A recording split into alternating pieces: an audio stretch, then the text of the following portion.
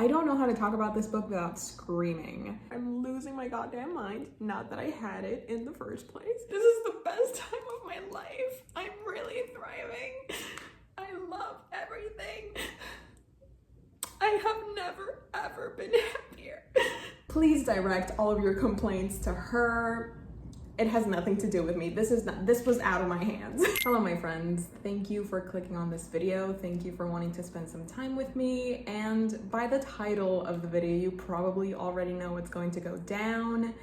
I am embarking on a very special journey. A Clockwork reader, or Miss Hannah, she is an icon, a legend, a trendsetter. She is the standard. I've been watching and loving her channel for as long as I can remember, and she always talks about books in such a way that makes me love being a reader. She always reads such a wide range of books. It's almost like I can't really quite place her taste. So I thought, just like, thinking, that's a thing sometimes. I thought it would be quite interesting, quite fun, quite revolutionary to read some of Hannah's favorite books and see how close our reading tastes are or how different they can be. So of course I put on my big girl pants. I did a really scary thing and I DM'd her on Instagram. Listen, I shot my shot. Sometimes it doesn't work, sometimes it does. And this time around, it did. It did. She sent over some of her top 5 favorite books, all-time favorites. And I was actually quite surprised to see that we have a lot of the same favorite books. And, on one point I was like, this is amazing. This experiment is going to be already so successful. And then I realized, well, I've already read these books, so how am I supposed to do the experiment? The fact that some of Hannah's favorite books are some of my favorites as well. We've got Daisy Jones, we've got Evelyn Hugo, we've got Strange the Dreamer. We have just so many wonderful similarities, as well as some other books that I don't concur. Our thoughts, our opinions clash. I went ahead and picked 3 of the books that Hannah mentioned, and let's just introduce these books because 2 of them I have no idea what they're about. I think this was my first time ever hearing of these books, and the 3rd one is one that I am very, this is probably the one that I am most excited to read. So why don't we just go ahead and introduce these books? The first book I'm going to be reading is Her Body and Other Parties, written by Carmen Maria Machado. And this is a collection of short stories. That's pretty much all I know. I do know it's a finalist for the National Book Award, and I don't really want to read the synopsis because I want to be surprised, I want to be shocked, I want to just go into this book and just lose myself in it. I don't want to go with any preconceived idea of what it is, and that's how I like to go into most of my books. So this is the first book we're going to be exploring. God should have made girls lethal when he made monsters of men. Okay, all right, so I really love that quote. It kind of gives me a sense that this is going to be very woman-centered, and that's always amazing. It's just me and my unhinged girlies against the world at this point. The next book that we're going to be reading for this experiment is The Stationery Shop, written by Marjane Kamali, and this is a stunning book, if I do say so myself. Look at the gold foliage. I think that's what you call this? Maybe not, maybe I'm incorrect. Again, I'm not really sure what this one is about, but if we read the praise that's on the back of the book instead of, a summary of the book, we get a moving tale of lost love, a powerful, heartbreaking story of star-crossed lovers and Iran's political upheavals, a layered historical saga of a country struggling toward democracy, and an intimate meditation on a love from which we never recover. So what I'm getting is this is heartbreaking, and it is also a sort of historical fiction weaved in with a devastating romance. General thoughts, I think this is going to be a tough book to read through. Not tough in the sense that I'm going to have a hard time getting into the story and understanding what's going on, but more so hard and heavy in the sense that it's not going to be a lighthearted novel, it's not going to be cute, it's not going to be an Emily Henry romance, if you get what I mean. Hannah, Miss Hannah, if you're watching this, I kind of hate you a little bit. I really do. I have never, ever been happier. So I'm definitely excited to see how I feel about the stationery shop. And finally, the book that I am most excited to read. I'm sorry to all the others, but this one just takes the cake. This book needs no introduction.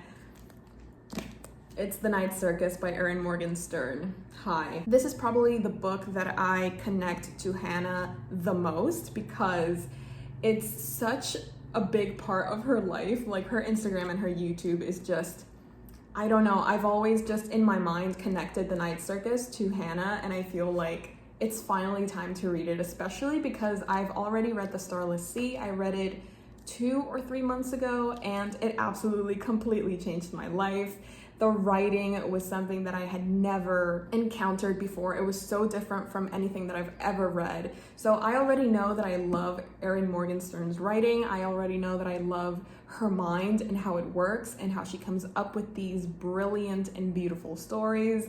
And I just know that The Night Circus, something wonderful is awaiting me inside these pages. I already trust Hannah's taste so much because we have so many similar favorites, and I feel like The Night Circus is not going to be any different. The circus arrives without warning. No announcements precede it, no paper notices plastered on lampposts and billboards. It is simply there when yesterday it was not.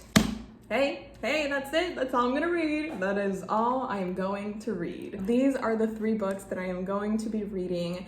And I also thought of something really cute, really fun, a nice, cute, tiny little idea. Instead of only comparing our book taste, I thought it would also be quite interesting to see how our anime tastes match up, because I do know that Hannah has watched quite a few animes, and I already know that Fullmetal Alchemist is one of her favorites, and if you've been here for a while, then you know that Fullmetal Alchemist Brotherhood is everything to me. So when I saw that it is also one of her favorites, I was like, this would be a cute idea. So for this video, I'm also going to be watching Yona of the Dawn. I've heard so many wonderful things about this anime, but I've never actually sat down and watched it, and I feel like this is the perfect excuse to do that. So I'm going to be comparing our anime tastes as well as our book tastes. I am so excited for this video. The first time that I did this experiment was with Chloe from Books with Chloe, and I found a new favorite book, Normal People. Oh my god, we do not talk about normal people. Sorry, I'm still not over it. This time around, I am so excited to see what the results are going to be, how I'm going to feel about these books. Maybe a new favorite is here, or maybe, you know what? I just want to focus on the good. Let's focus, let's think positive. Let's not go the other route. So I am so excited, and I hope you guys are too. I hope you enjoy watching this video. And without further ado, I guess I'd better get to reading. It's truly just like one of the best things I have ever read, because nothing I've read, at least recently, has made me think the way this book makes me think. I highly recommend picking this one up. Like, don't even think about anything else. Just read this right now.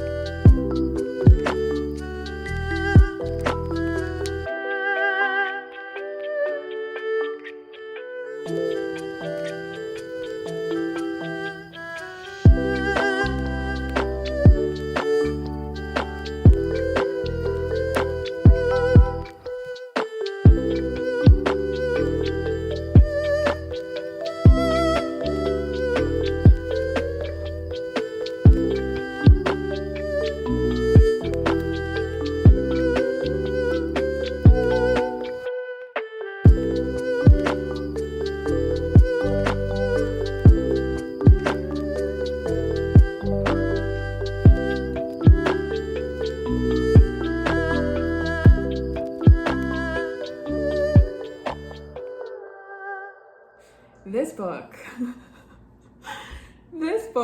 I don't know how to talk about this book without screaming. It was, you know what I mean? Her body and other parties. Let's go. Let's unpack this. Like, my brain has been fried, but I feel like I'm happy about that.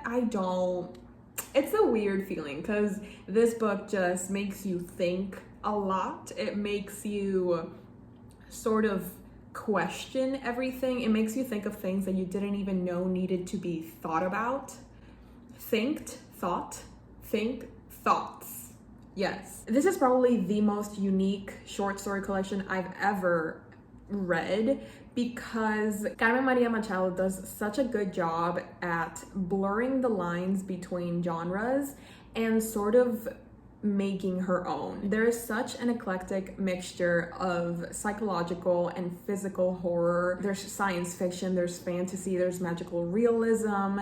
There is so much in these stories and it's so fascinating to me, but also I feel like I just didn't understand. I feel like I missed something because while some of the stories made me feel like this was the most incredible short story I've ever read, there were other stories where I feel like they were a bit incomplete, like they didn't finish cooking. Like when you're microwaving popcorn and you take it out just like a minute too soon and you have like a lot of kernels inside of your popcorn. It's so weird. If I had to choose, I would say that the first story, The Husband Stitch, is probably my favorite one, and it definitely set my expectations very high.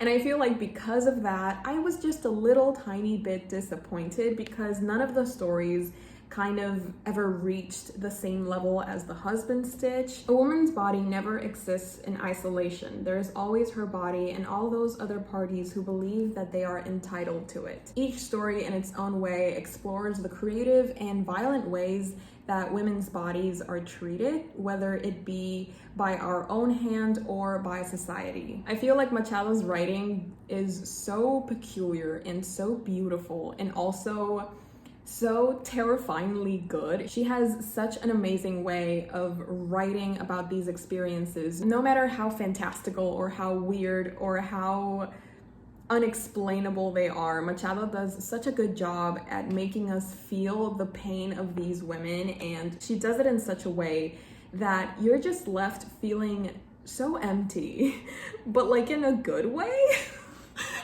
I really don't know how to wrap my head around this collection. I feel like the main reason that I couldn't completely enjoy this book is because the longest short story was also my least favorite, and that made it kind of a chore to pick this book up. The story that I really didn't like was Especially Heinous, which is sort of loosely based on SVU, like Law and Order SVU. Carmen Machado basically wrote like fan fiction, but like in the weirdest way possible. As you can see, I'm really struggling to like describe these stories because at some point I just feel like they go beyond the realm of what makes sense. You can't really explain these stories, and I feel like because of that, they are so fascinating to analyze and to talk about. Hauntingly beautiful, sometimes terrifying, but I love some of the discussions that are had in this book and the way that Carmen Maria Machado sort of explores the tropes that women are constantly being thrust into and the stereotypes and the danger and the damage that they do to women and the way people view women as well. I feel like there is just a lot to unpack in this short story collection, but I do have to admit it's not really my favorite. Apart from maybe like 3 or 4 stories, I feel like a lot of them were just a miss for me. I didn't really understand what Carmen Maria Machado was trying to do, and because I was constantly just asking questions and trying to understand what was going on, I feel like that took away a little bit of the enjoyment of reading it. I will just have to kind of put this in the miss pile. I feel like this is a very solid 3. The feeling remains, I don't really understand what I just read, but in a good way, but also what? There's actually this one moment that I want to share with you guys because I feel like it was one of the strongest moments of this whole short story collection, and it's in the short story of The Resident. There's this writer and she goes to this hotel where she can focus on her writing and her book, and she's there with other people who are also working on their respective fields. There's this one girl who calls our main character crazy or unhinged, and she's just like, oh my god, you're crazy, what are you doing, you're insane. Our main character answers with this that just kind of left me shocked because I was like, okay. It is my right to reside in my own mind. It is my right, I said. It is my right to be unsociable, and it is my right to be unpleasant to be around. Do you ever listen to yourself? This is crazy, that is crazy, everything is crazy to you. By whose measure? Well, it is my right to be crazy, as you love to say so much. I have no shame. I have felt many things in my life, but shame is not among them. You may think that I have an obligation to you, but I assure you that us being thrown together in this arbitrary arrangement does not cohesion make. I have never had less of an obligation to anyone in my life, you aggressively ordinary woman. I feel like that was such an incredibly powerful scene because even though she was talking to this woman, I feel like she was talking to everybody. She was talking to society, she was talking to men, she was talking to herself sometimes.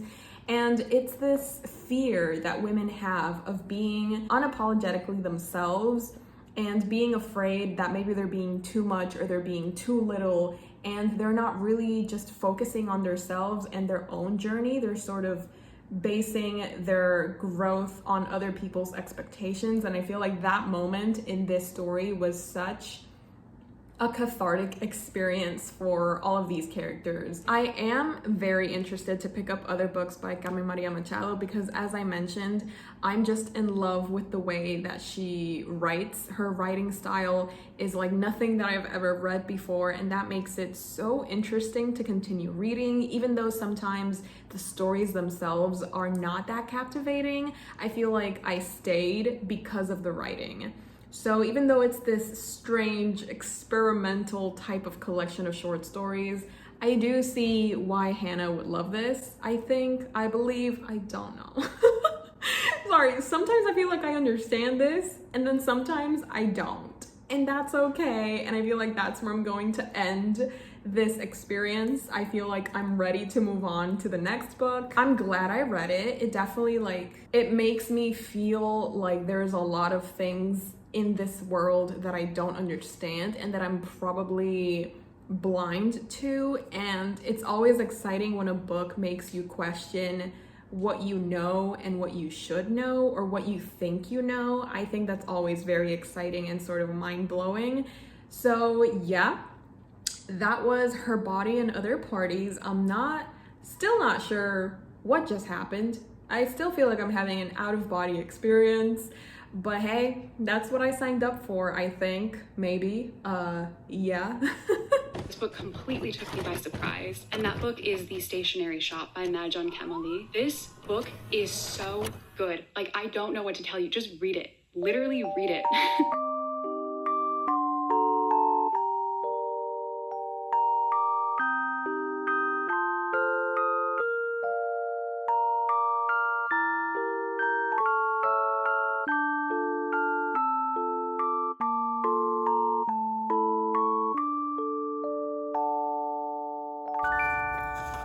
Hey, what? Excuse me. I'm trying to read. Yeah, déjame leer, por favor. Can I just really for I love you, but I kind of need to read right now. You know what I mean? I need to read. I need to read.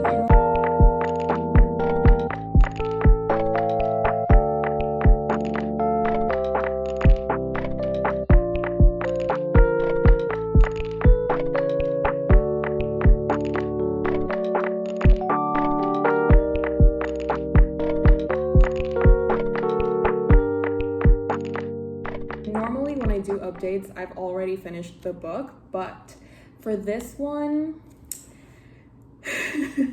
I'm loving it so much that I feel like I just want to talk about it, even though I haven't finished it. I reached the 100-page mark, which is chapter 12, and it's The Stationery Shop by Marjan Kamali. This book, like, I'm sorry, I'm just getting like a little tiny bit emotional because the writing is so lyrical and so beautiful, but also the story is so devastating. I went into this book with very low expectations because historical fiction and I were not really good friends. We don't see eye to eye. We don't like holding hands. We are on different brain waves, and that is okay. So when I heard that this was a historical fiction, I was a little bit hesitant. I wasn't entirely sure how I was going to feel about it, if it was going to be like hard for me to get into the story. But I am so happy to report that my heart is being torn apart in the best way possible by this book. In this book, we're following our main character who is living in Iran in the 1950s, and the country is going through a very tumultuous period of political unrest. Through all of this, we're following our main character. She is just trying to survive, honestly. She's just trying to live her best life, and then she meets this man, this boy, this 17-year-old boy. She meets him in this stationery shop, and her life is suddenly changed. And it's basically their story, their love story, that coincidentally takes place in such a politically charged time in their country. It's so easy to empathize with these characters, and the way that the narrative is being led and the way that this author decided to tell the story, it's just genius to me. Like the way that she started it in the future, we already know how it's going to end, so like the build up to how we got to that point, it's been it's been a lot. Like there are just some really beautiful moments, and the moment that I knew that I was going to love this book is, I can tell you it was page 43. Yeah, my heart has not recovered, but basically he gives her this gift, and it's this notebook for her to write her own poetry, because she, as a matter of fact, she's a book lover and she loves reading, she loves poetry, she loves losing herself in the words of other people. And one of those people that she loves so dearly is actually Rumi. So if you've been here for a while, you know that I recently discovered Rumi, and some of his poetry I just completely fell in love with. I read The Essential Rumi, and some of the poems there are just engraved into my soul because they are so beautiful, and I just really connected to his way of thinking and his way of writing. And so right, he gives her this notebook, and inside he's included this Rumi poem. And when I tell you that he quoted one of my favorite Rumi poems, I was like, okay, I'm gonna love this book. I am already loving this book, and this just cemented the fact that this book is going to be amazing. Underneath, he had inscribed in his own hand a verse from Rumi. Listen up, y'all. The minute I heard my first love story, I started looking for you, not knowing how blind that was. Lovers don't finally meet somewhere. They're in each other all along. When I tell you that I screamed, because the first time that I came upon that poem in The Essential Rumi that I was reading, I felt so much. You know what I mean? You know that feeling when you feel so much? That's what I felt when I first read that poem. And to encounter it once again in this book, and the way that they use Rumi to speak to each other through the, you know what, I'm not emotionally ready to talk about this book just yet, but I did want to make this quick update with you guys. It hasn't broken my heart, but it feels like the story is telling me to continue reading with severe caution. It's telling me to like sis, get ready. You know what I mean? It's like that feeling reading this book. 100 pages in, as you can see, I am having a very good time reading this, and I cannot wait to continue and probably get my heart broken. We love broken hearts in this household. I just wanted to tell you guys about my love for the stationery shop. Hi, hello, this deserves so much. I mean, we shall see. Maybe in the next couple 100 pages, I'm going to start to hate it, or I'm going to love it even more, or I'm gonna cry. That's always good. So I will talk to you guys again when I'm through with this, or when I'm crying, who knows. Anyways, I will get back to reading, hopefully still keep having a wonderful time, and I will update you guys later.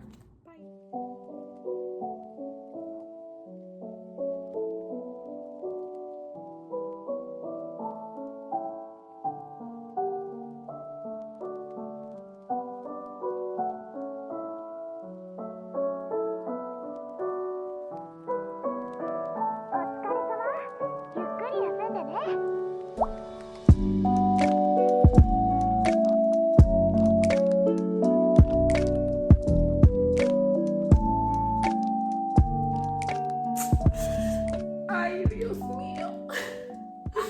Virgen Santísima.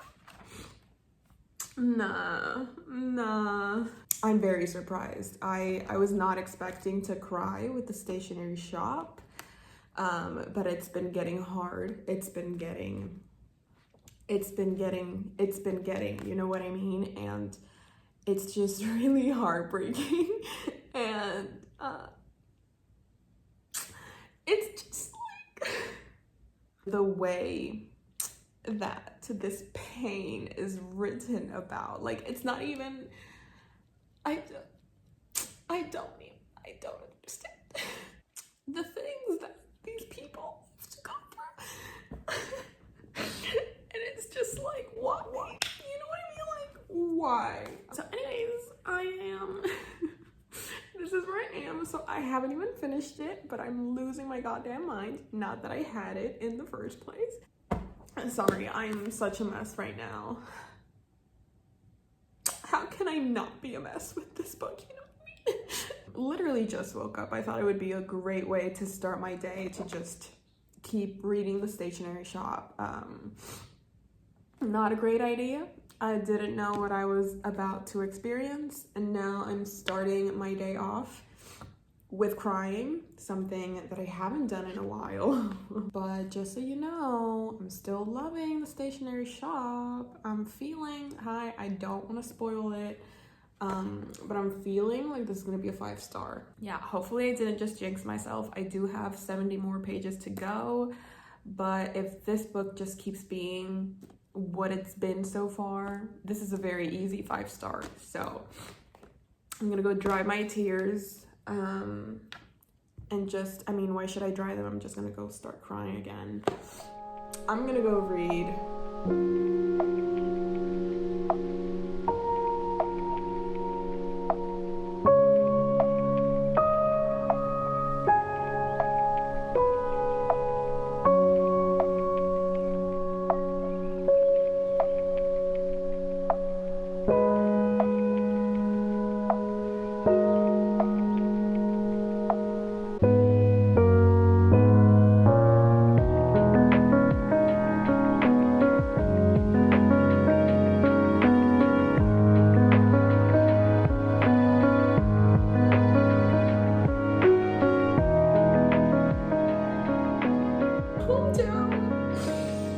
Sis, stop, you're being so dramatic. Oh my god. I really want to be funny and like make a joke about my pain, but it's like, it's really hard.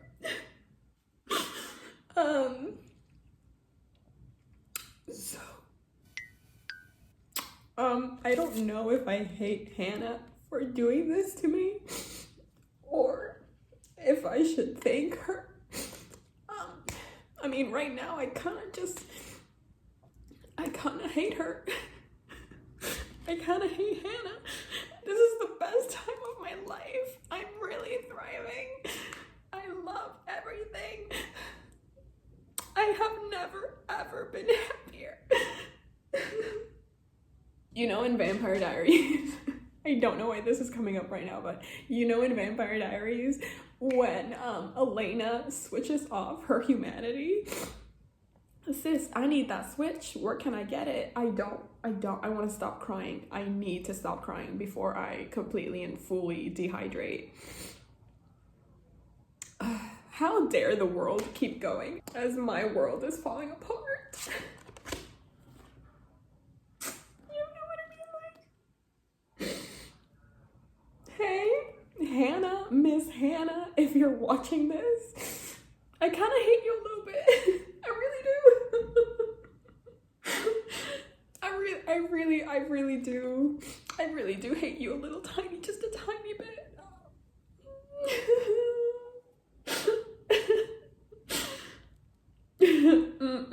2 hours later. Hi. How are we doing? How's everybody doing? How y'all doing? Just coming in real quick to let you guys know that I finished reading The Stationery Shop and I loved it. It didn't really make me cry, not that much. I did feel my eyes tear up just a tiny bit, but you know, nothing over the top, nothing worth mentioning.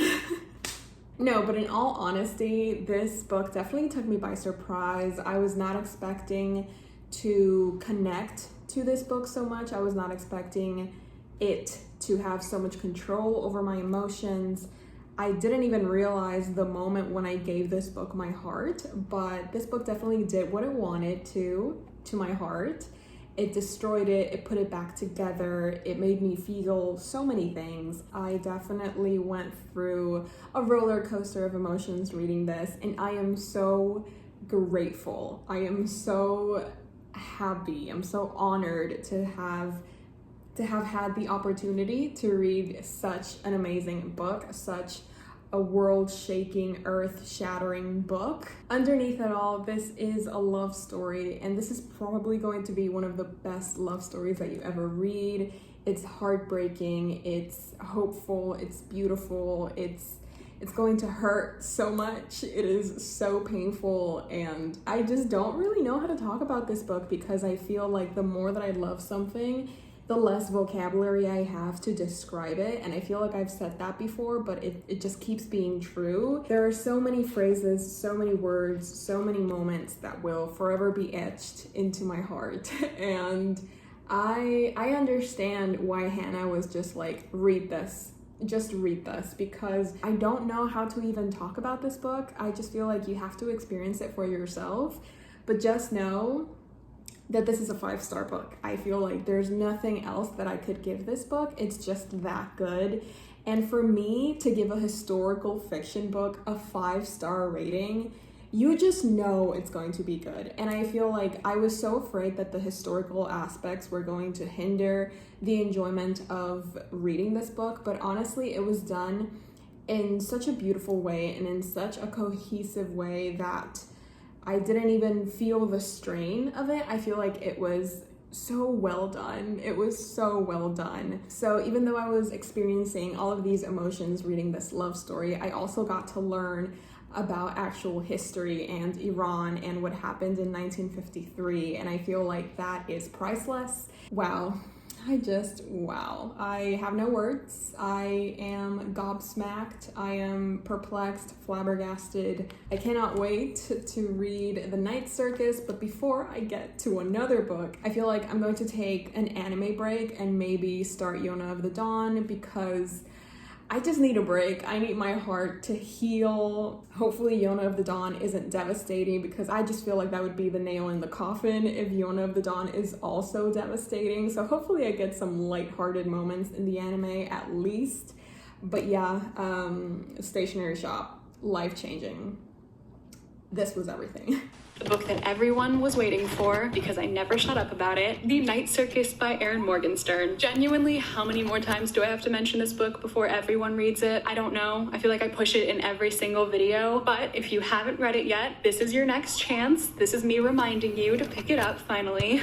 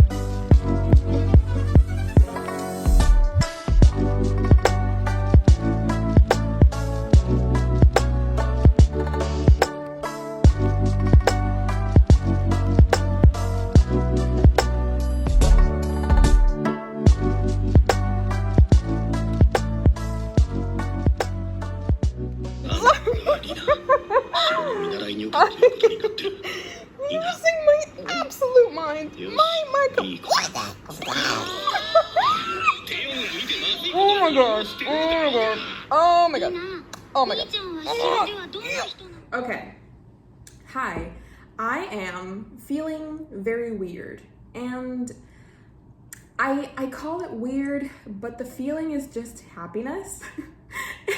And it's so weird because it's just so uncomplicated. It's just such a weird feeling. I don't know how to explain this, but I'm literally so happy. And I'm sorry for the state of my being. I've literally just been hibernating, basically doing the things that I love. Anyways, it's update time because I am feeling very happy. I am feeling very joyful, and I want to share that emotion with you guys. I want to state this revolutionary thought that happiness is found in the little things. It's not always about these huge events that change your life. It's always just in the little things, in the small things, like, you know, brewing a really good cup of coffee, reading a really wonderful, amazing book like The Night Circus, and watching a really amazing anime, which is Yona of the Dawn. So I literally have such a good thing going, and I just want to talk about it because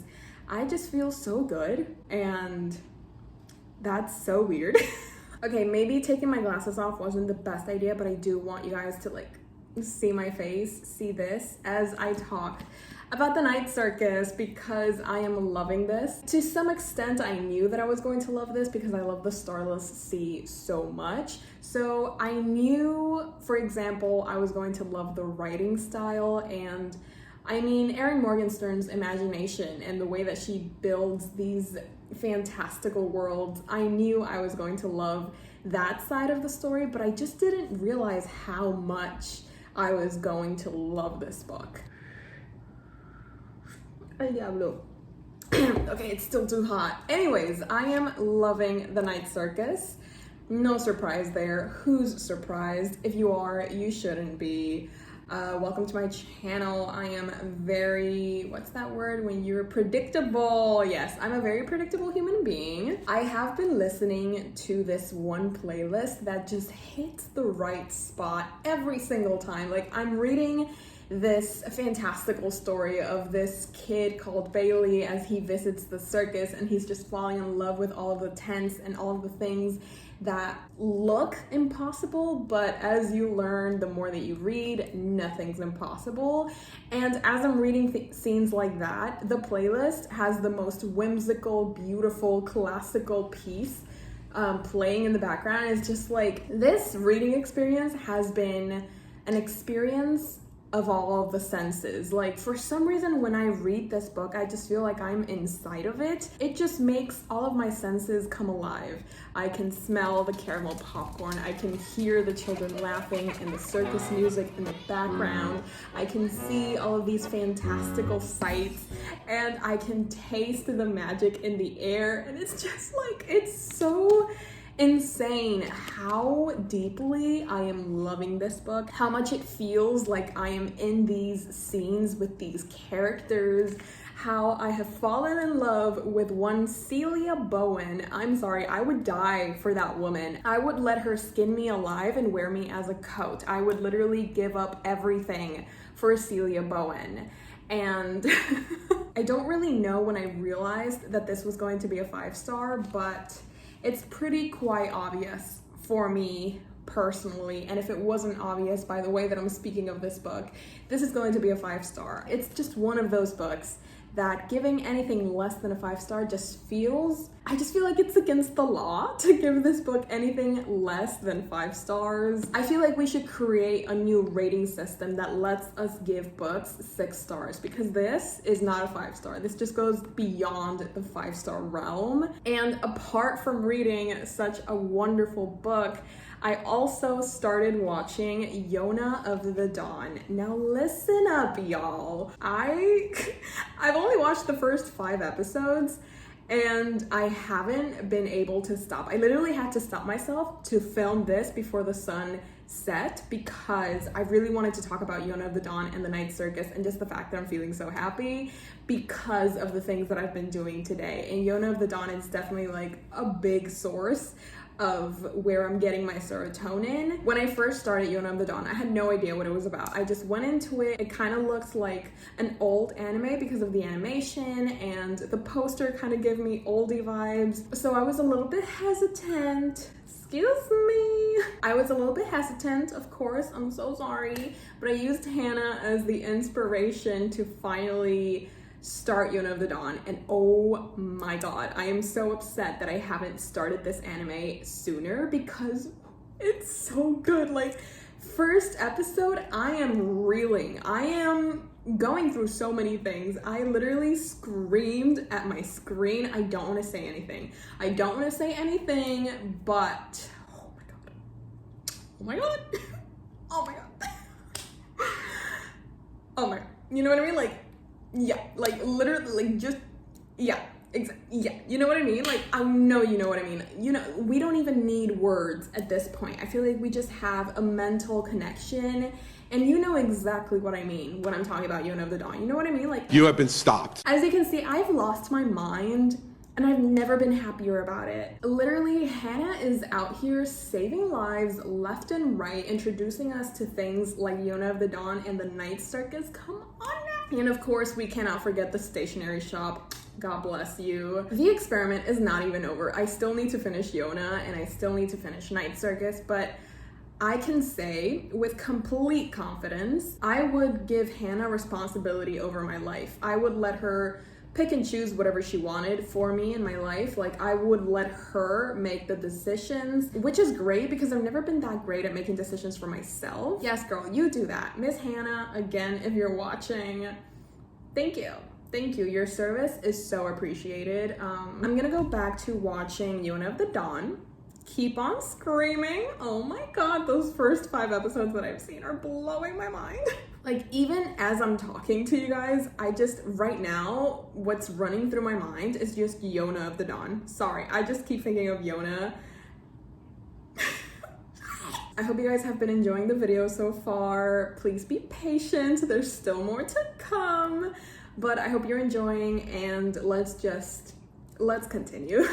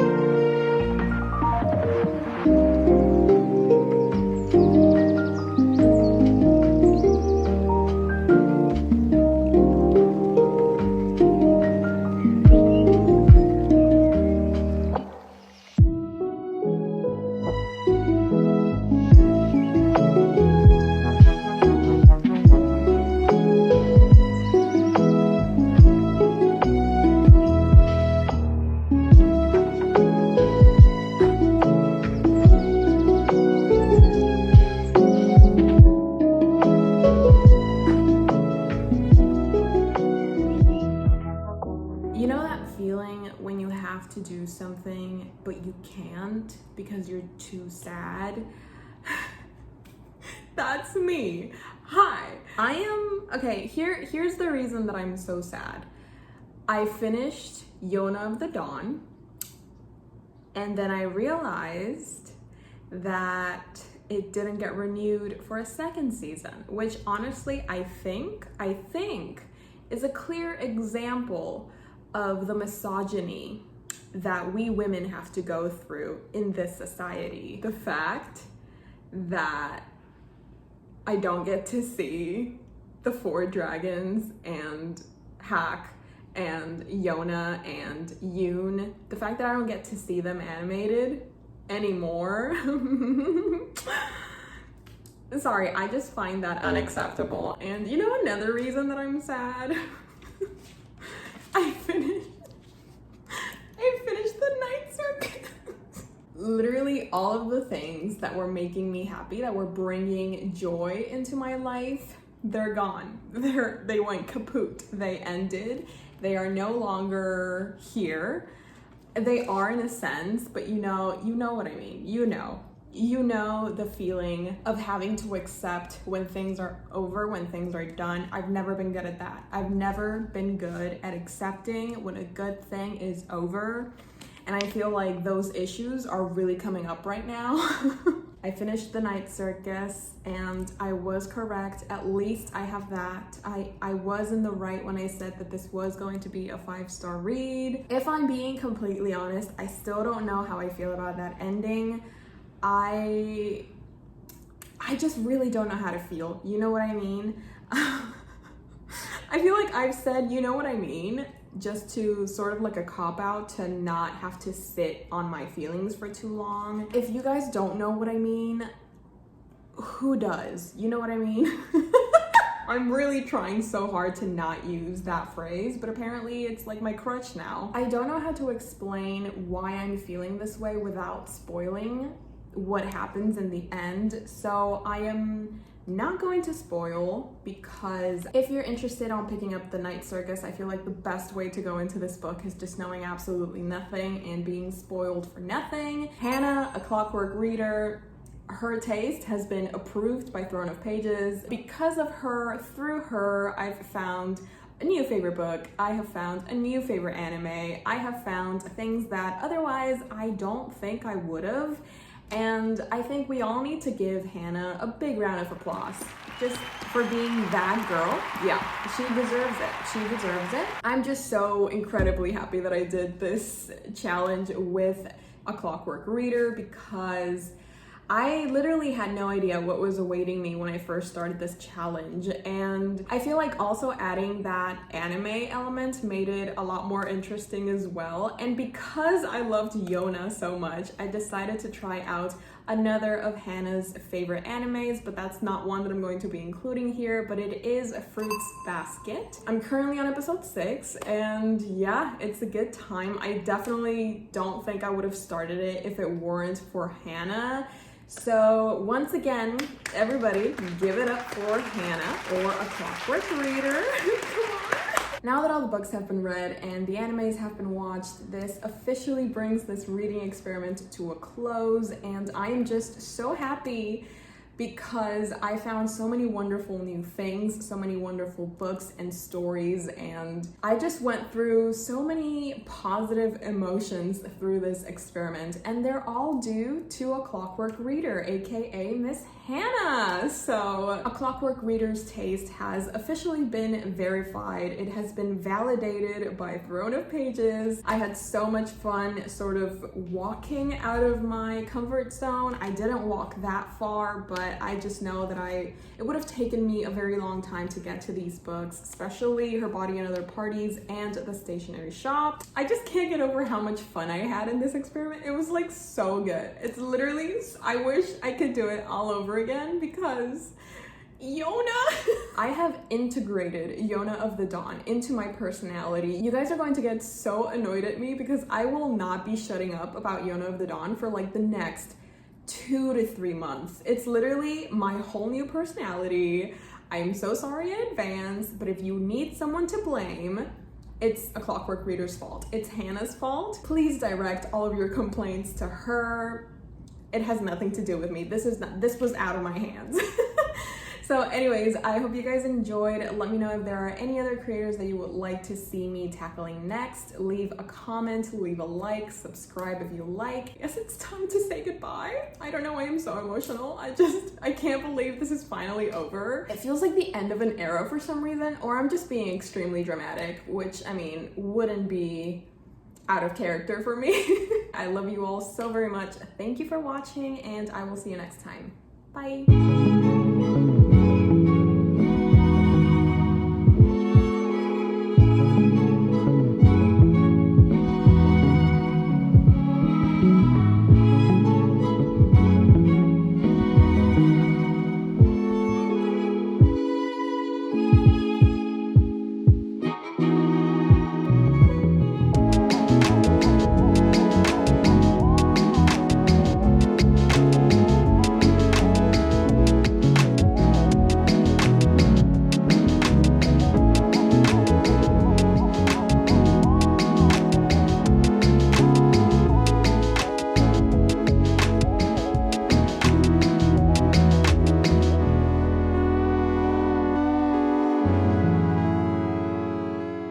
Hey Jimmy, you nice, keep going.